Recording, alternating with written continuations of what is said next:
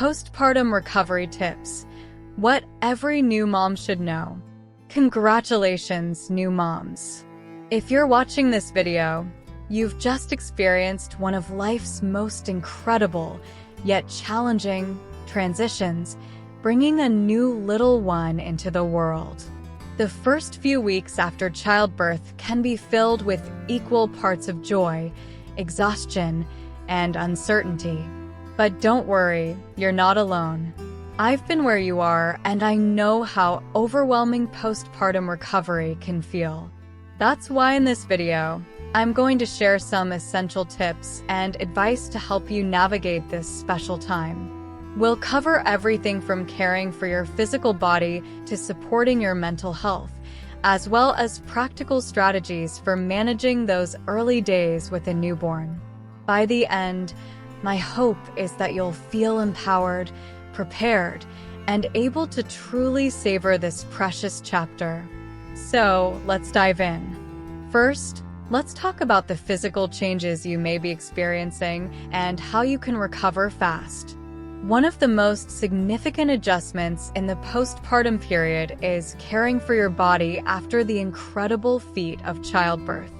Whether you delivered vaginally or via C-section, your body has been through a major physical transformation, and it needs time and attention to heal. Let's start with the most common physical discomforts new moms face. If you had a vaginal delivery, you're likely dealing with perineal pain and soreness from any tears or an episiotomy. This area can feel incredibly tender, so be very gentle when cleaning it. Try using a peri bottle filled with warm water to gently rinse and dab dry with soft, clean towels. You can also apply cooling witch hazel pads or soak in a warm sitz bath to soothe the pain. And speaking of bleeding, expect to experience heavy, bright red postpartum bleeding, also known as lochia, for the first week or two. Use large, thick pads and change them frequently to stay comfortable. Don't be alarmed if the bleeding seems to lighten up and then pick back up. That's totally normal as your uterus continues to contract and shed its lining. For moms who had a C-section, your incision site will need special care as well.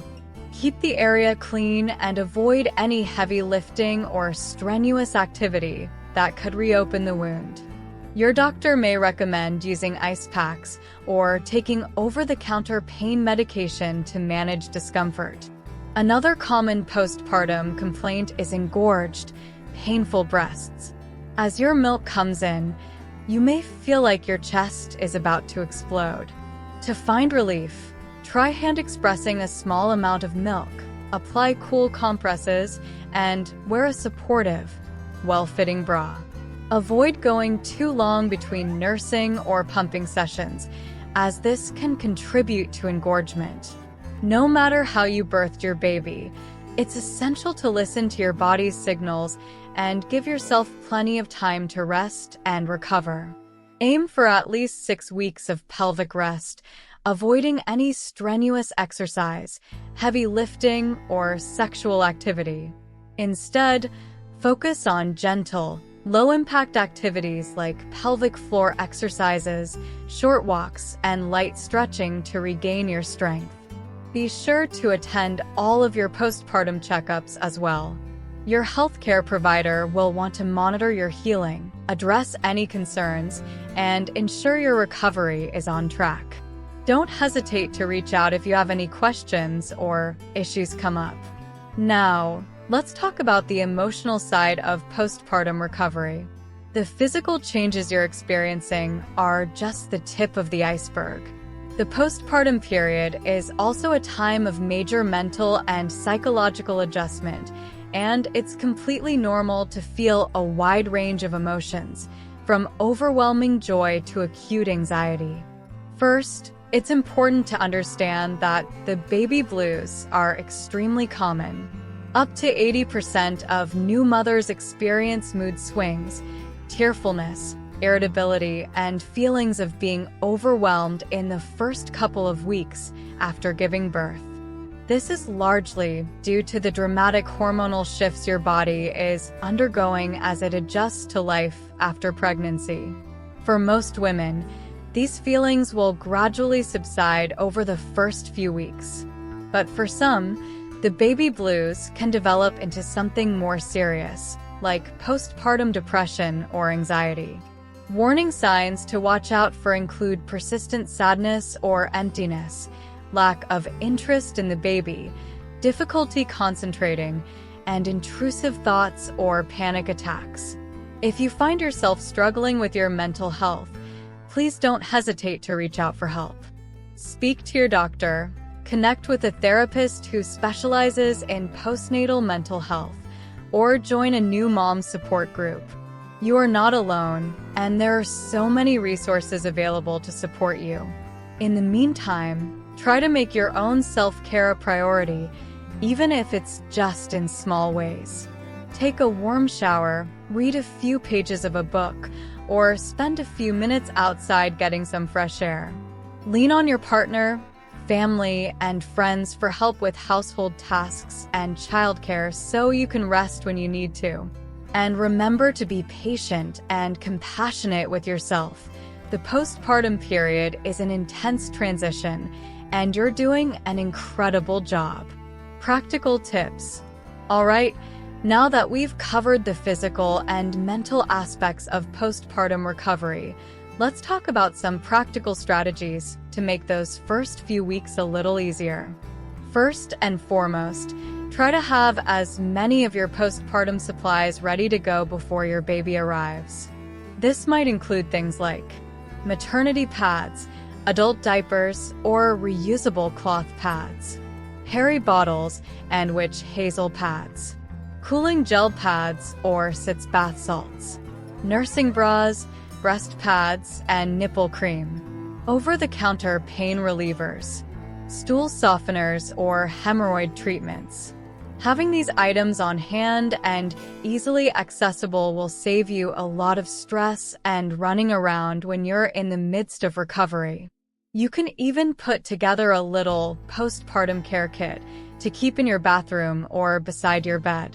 It's also a good idea to think ahead about meals and household tasks. See if you can batch cook some freezer-friendly meals before your due date, or look into local meal delivery services that can take that to-do off your plate. You may also want to enlist the help of your partner, family members, or friends to help with things like laundry, cleaning, grocery shopping, and caring for any other children you have at home. Speaking of other kids, it's important to have a plan in place for helping your older children adjust to the new baby. Involve them in preparing for the baby's arrival, have special one-on-one time set aside, and try to maintain as much of your normal routine as possible. This can help them feel secure and less resentful of the new addition.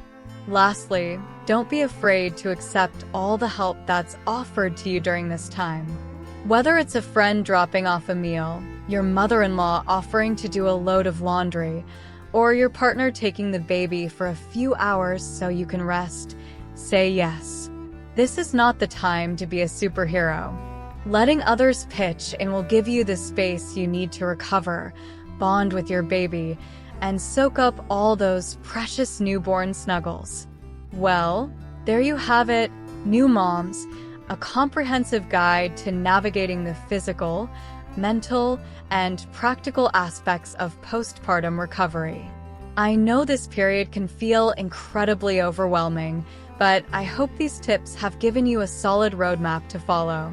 Remember, be patient and compassionate with yourself throughout this transition. Your body and mind have been through an incredible journey, and they need all the time to heal. Lean on your support system, prioritize self-care, and soak up all the special moments with your new little one. If you have any other questions or concerns come up, don't hesitate to reach out to your healthcare provider. They're there to support you every step of the way.